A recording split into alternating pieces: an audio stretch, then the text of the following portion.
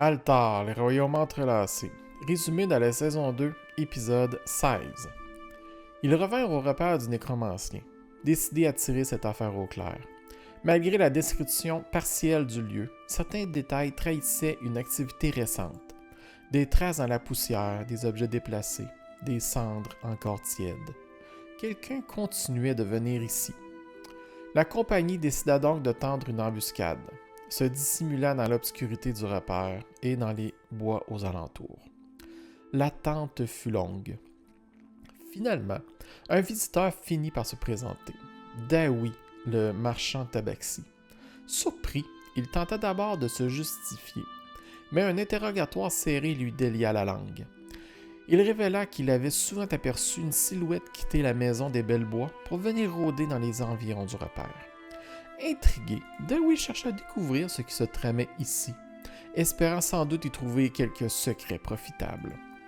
Le groupe jugea qu'il n'était pas leur ennemi, ou pas le plus pressant, décida de le laisser partir. Bien plus tard dans la nuit, un autre groupe arriva. Mathis Bellebois, accompagné de soldats. Daoui lui avait manifestement parlé de l'endroit. Tuldek parvint à le duper sur les raisons de leur présence, se fondant dans le mensonge avec un naturel déconcertant. Lorsque Mathis découvrit l'atelier du nécromancien, l'horreur se peignit sur son visage. Les instruments chimiques, les résidus de rituels impies, les traces de chancre, tout cela le révulsa. Sans hésitation, il ordonna de brûler l'endroit. Les flammes dévorèrent bientôt les vestiges du repère, emportant avec elles une part des secrets du nécromancien. La nuit se poursuivit, mais jamais ne se présenta celui ou celle qu'ils espéraient piéger. À l'aube, fatigués et sans réponse, les aventuriers quittèrent les lieux bredouilles et prirent le chemin du retour vers Trois Chemins.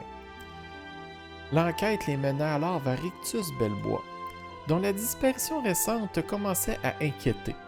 En fouillant ses relations et ses affaires, ils découvrirent qu'il était victime de chantage. Bakra, l'étournée, l'avait forcé au silence. En échange, elle fermait les yeux sur un vol commis par Rictus lui-même. Ce qu'il avait volé, des graines de lierre effroi. Le lien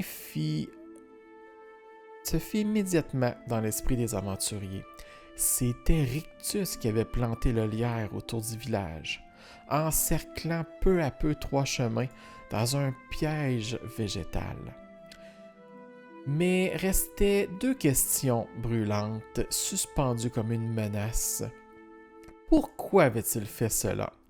Et surtout, où se trouvait-il désormais?